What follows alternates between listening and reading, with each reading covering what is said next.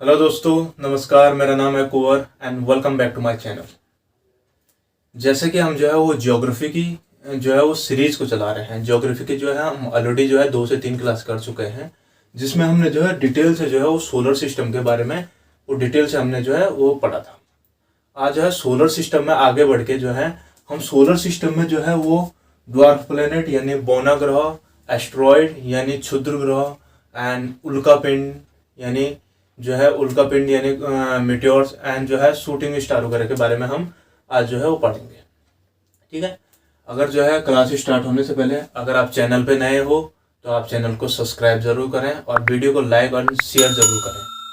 ठीक है, तो चलो आज शुरू करते हैं। सबसे पहले हम ड्वार्फ प्लेनेट के बारे में पढ़ेंगे कि आखिर जो है ड्वार्फ प्लेनेट होता क्या है और क्यों जो है यम को जो है यानी प्लूटो को जो है वो ग्रह के दर्जे से हटाया गया। आज उसके बारे में पहले सबसे पहली क्लास में उसी को पढ़ेंगे।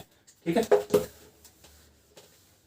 तो चलो ड्वार्फ प्लेनेट यानी प्लूटो के बारे में सीखेंगे। ठीक है, जैसे कि तुम्हें पता होगा कि पहले हमारे जो है वो सौर मंडल में जो है वो 9 ग्रह थे। ठीक है, अब जो है 9 ग्रहों में से जो है कौन कौन से 9 ग्रह थे। एक तो हमारे पास मरकरी था यानी बुध, विनस शुक्र, अर्थ हो गया यानी पृथ्वी, मार्स मंगल, जुपिटर यानी Brihaspati and Shani Saturn and Arun Varun यानी यूरेनस एंड नेपच्यून, और कौन था, प्लूटो था। पर प्लूटो को जो है वो ग्रहों के दर्जे से हटा दिया गया। ग्रहों से हटा करके इसको ड्वार्फ प्लेनेट यानी बौना ग्रहों का दर्जा दिया गया। अब ये क्यों दिया गया, अब क्या हुआ कि जो है 2006 में, लगभग 2006 में, कब, 2006 में 24 अगस्त 2006 में जो है वो इंटरनेशनल एस्ट्रोनॉमिकल यूनियन यानी इंटरनेशनल एस्ट्रोनॉमिकल यूनियन जो है इस कब फॉर्म हुआ था। ये हुआ था 1919 में। ठीक है, सही बोला मैं, ये हुआ था 1919 में। ठीक है, 1919 में फॉर्म हुआ था। और इसका हेड क्वार्टर कहाँ पे है, इसका जो हेड क्वार्टर जो है कि इसका कहाँ पे है, वो है पेरिस में। इतना याद रखेंगे, पेरिस यानी फ्रांस। इसका हेड क्वार्टर कहाँ पे है, इसका हेड क्वार्टर है इंटरनेशनल एस्ट्रोनॉमिकल यूनियन। ये कब फॉर्म हुआ था, इस्टेब्लिश हुआ था 1919 में इस्टेब्लिश हुआ था, और इसका हेड क्वार्टर पेरिस फ्रांस में है। ठीक है, इसके द्वारा जो है 24 अगस्त 2006 को जो है वो एक जो है वो समिट यानी एक सम्मेलन बुलाया जाता है। वो सम्मेलन जाना जाता है प्राग सम्मेलन। क्या नाम से जाना जाता है, वो सम्मेलन जाना जाता है प्राग। वो सम्मेलन जाना जाता है प्राग समिट यानी प्राग सम्मेलन के नाम से वो जाना जाता है, प्राग सम्मेलन। ठीक है, ये पड़ता है तुम्हारा चेक रिपब्लिक में, पड़ता है चेक रिपब्लिक, जो कि कहाँ पड़ता है, ये यूरोप में पड़ता है।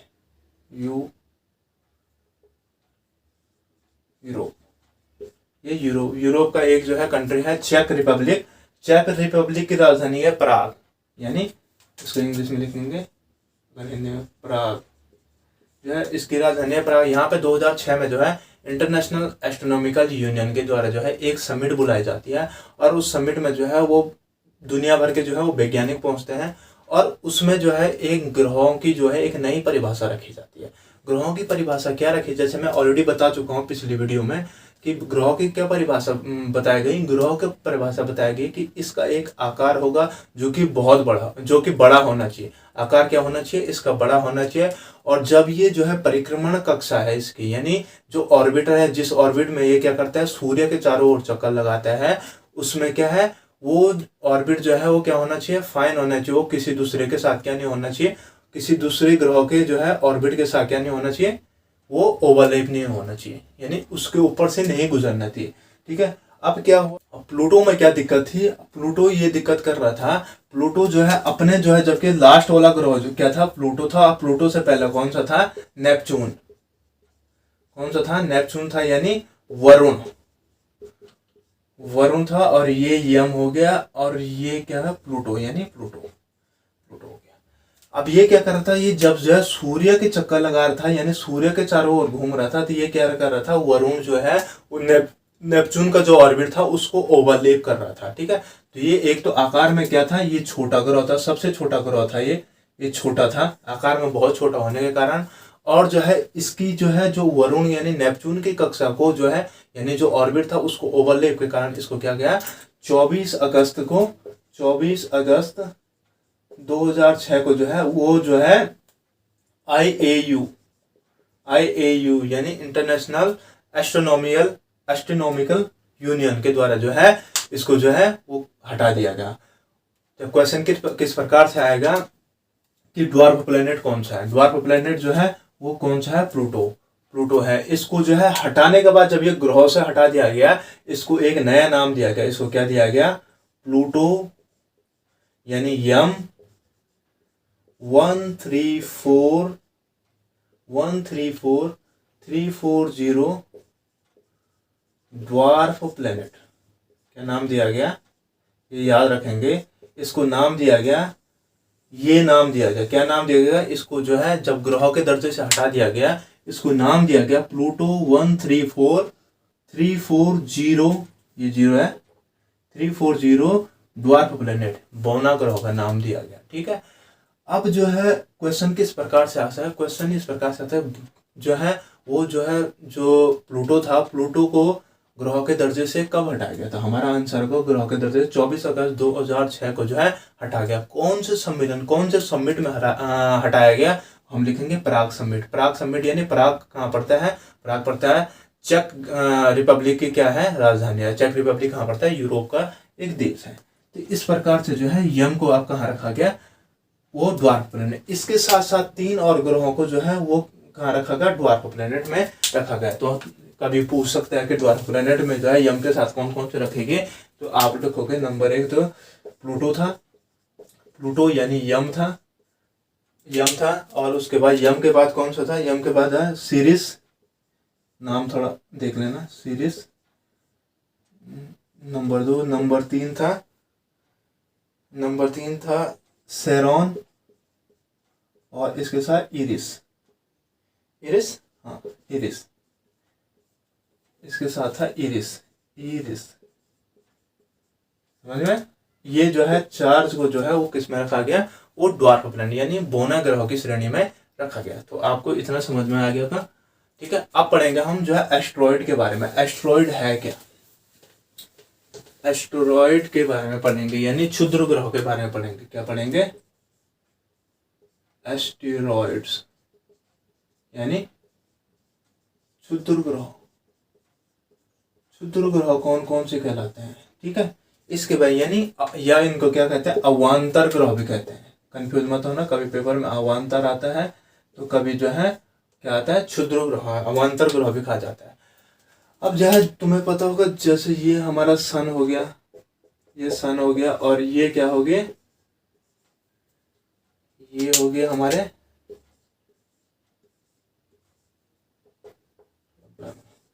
ठीक है, ये हमारे हो गया 8 ग्रह।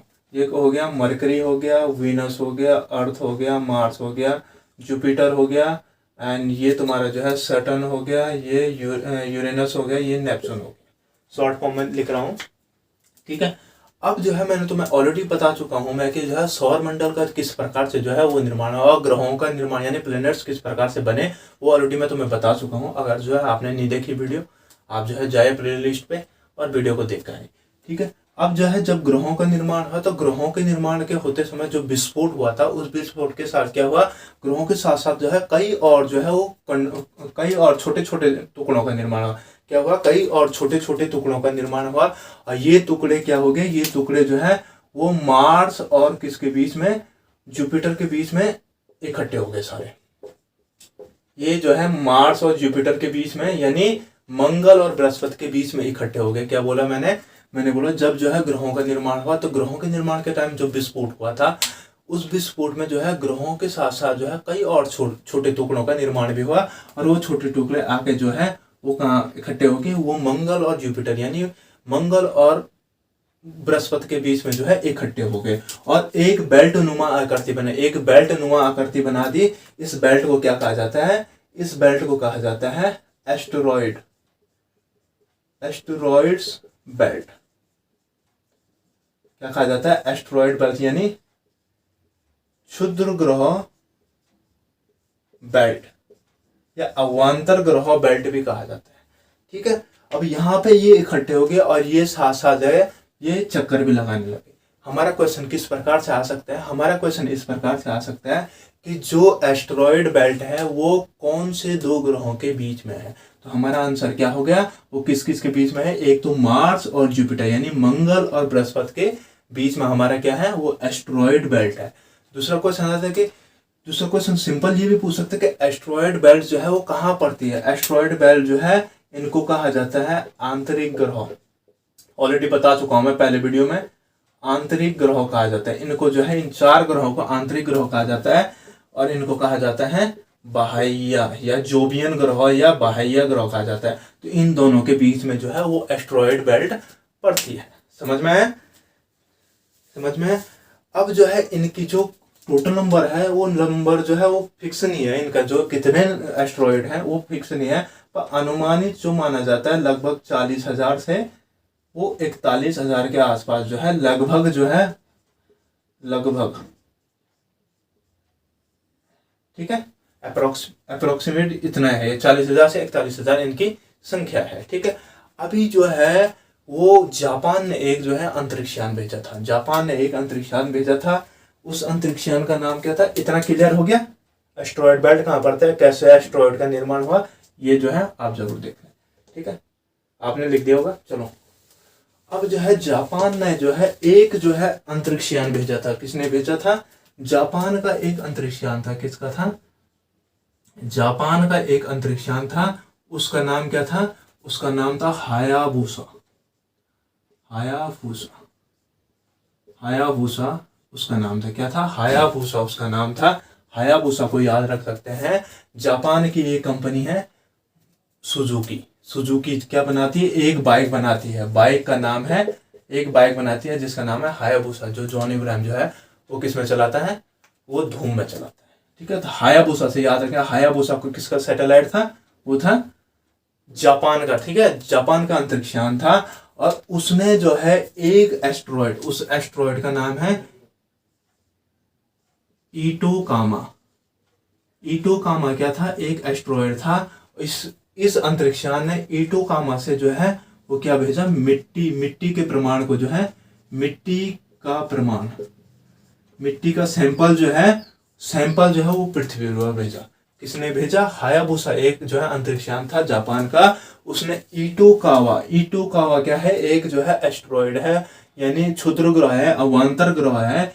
इस पर जो है क्या पाया उन्होंने, मिट्टी के सैंपल को जो है उसने जो है पृथ्वी पर भेजा। और यह जो है सबसे पहला जो है क्या था, सबसे पहला जो है वो अटेम्प्ट था, जो जिस टाइम पे जो है किसी जो है अंतरिक्षयान ने जो है किसी एस्टेरॉयड से क्या मिट्टी के सैंपल जो है वो पृथ्वी पर भेजे।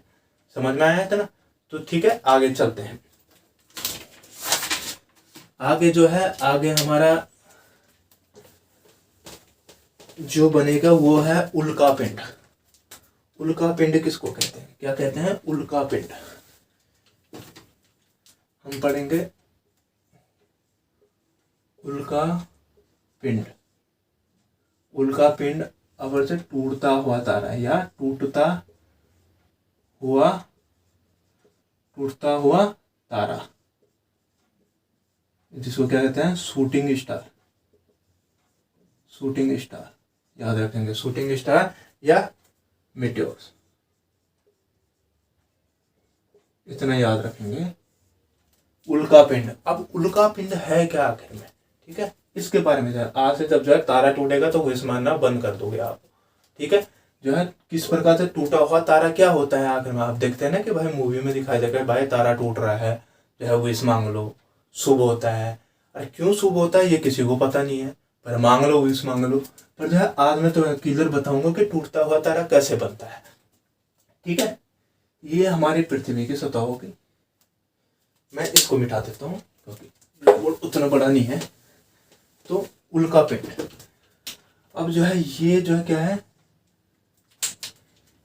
और ये इसको मान लेता हम अपनी वायुमंडलीय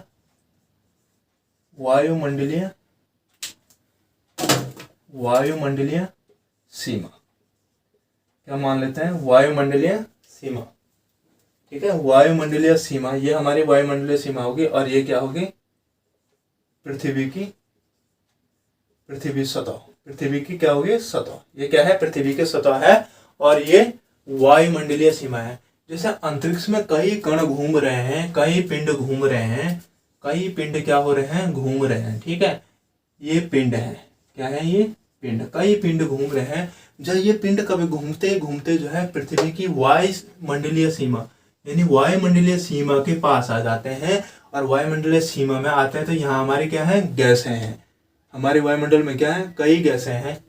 तो जब ये वायुमंडल में आते हैं तो वायुमंडल में आने से क्या हो जाता है, इन पे घर्षण यानी फ्रिक्शन होता है और फ्रिक्शन के कारण क्या होता है, फ्रिक्शन के कारण क्या होता है, लाइट का निर्माण होता है, लाइट का निर्माण होता है और ये चमकने लगता है, क्या करता है, लाइट का निर्माण होता है और ये चमकने लगता है, क्या करने लगता है, चमकने लगता है। लाइट का निर्माण होने के बाद क्या करते हैं, ये चमकना शुरू हो जाते हैं, जिसको क्या कहा जाता है, जिसको शूटिंग स्टार कहा जाता है। समझ में है?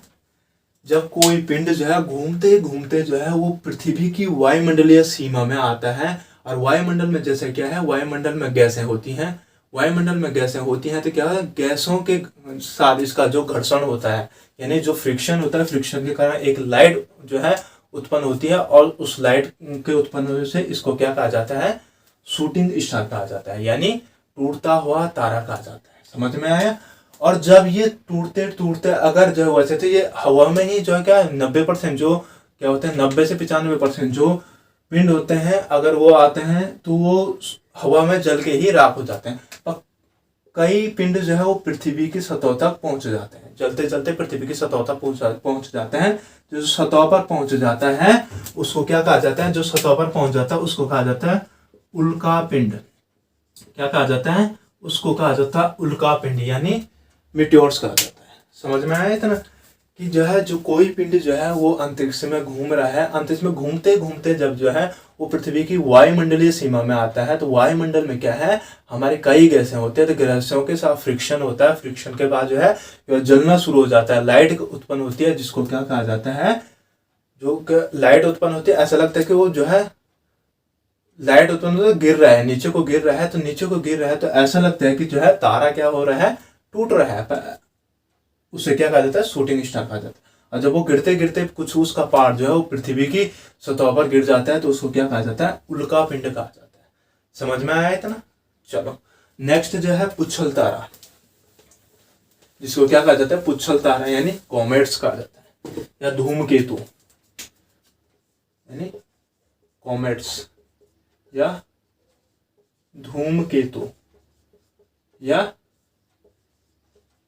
पुच्छल तारा, याद रखेंगे, कॉमेट्स, धूमकेतु, पुच्छल तारा एक ही चीज है, ठीक है। अब जो है क्या होता है, पुच्छल तारा या धूमकेतु का निर्माण किस प्रकार से होता है, ठीक है। अभी ये हमारा सन है, क्या है, ये हमारा सन है, क्या है, ये हमारा सूर्य है।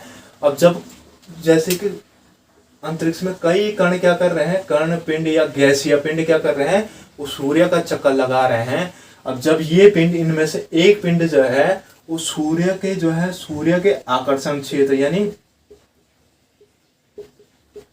सूर्य के आकर्षण क्षेत्र में आता है, तो सूर्य के आकर्षण, सूर्य के पास आता है तो क्या होता है, सूर्य की गर्मी के कारण क्या होता है, सूर्य की गर्मी के कारण जो इसमें इस पिंड में जो गैसें होती हैं वो गैसें क्या होती है, गर्म गैसें हमेशा बाहर को निकलते हैं, गर्म गैसें ऊपर उड़ती हैं, तो ये गैसें क्या होती हैं, ये गैसें बाहर को निकलना, ऐसे बाहर को निकलना शुरू कर देती हैं। गैसें क्या कर देती है, ऐसे बाहर को निकलना शुरू कर देती हैं और किस शेप में निकलती हैं, वो एक पूंछ के शेप में बाहर को निकलते हैं। कैसे निकलते हैं, एक पूंछ के शेप में बाहर निकलते हैं। इसको इसलिए इसको क्या कहा जाता है, पुच्छल तारा, पुच्छल तारा या धूमकेतु या कॉमेट्स कहा जाता है। समझ में है? सूर्य के आकर्षण क्षेत्र में यानी सूर्य के अगर आकर्षण क्षेत्र का मतलब इतना समझ लो, कोई पिंड, कोई गैस या पिंड हो, कैसा भी हो, सूर्य के आकर्षण यानी सूर्य के जब नजदीक आता है, सूर्य की गर्मी के कारण जो है उसका क्या है, उसकी जो गैस है वो ऊपर उठने लगती है और किस शेप में निकलती है, एक पूंछ के शेप में निकलती है, तो उसे क्या कहा जाता है, पुच्छल तारा कहा जाता है यानी धूमकेतु या कॉमेट्स कहा जाता है। ठीक है, इसके इस पार्ट को कहा जाता है, इसके इस पार्ट को कहा जाता है पूंछ, और इस पार्ट को कहा जाता है कोमा। याद रखेंगे, कई बार पेपर में आता है पुच्छल तारा के सिरे को क्या कहा जाता है, पुच्छल तारा के सिरे को कोमा और लास्ट वाले पार्ट को पूंछ कहा जाता है। ठीक है, इतना याद हो गया। चलो ये क्या है, ये है पुच्छल तारा, पुच्छल तारा, पुच्छल तारे यानी कोमेट्स या धूमकेतु, इतना याद रखेंगे। समझ में है। अब दो जो है, दो धूमकेतु तुम्हें को याद रखना, दो पुच्छल तारा याद रखना है। नंबर 1 जो है वो है लॉन्ग पीरियड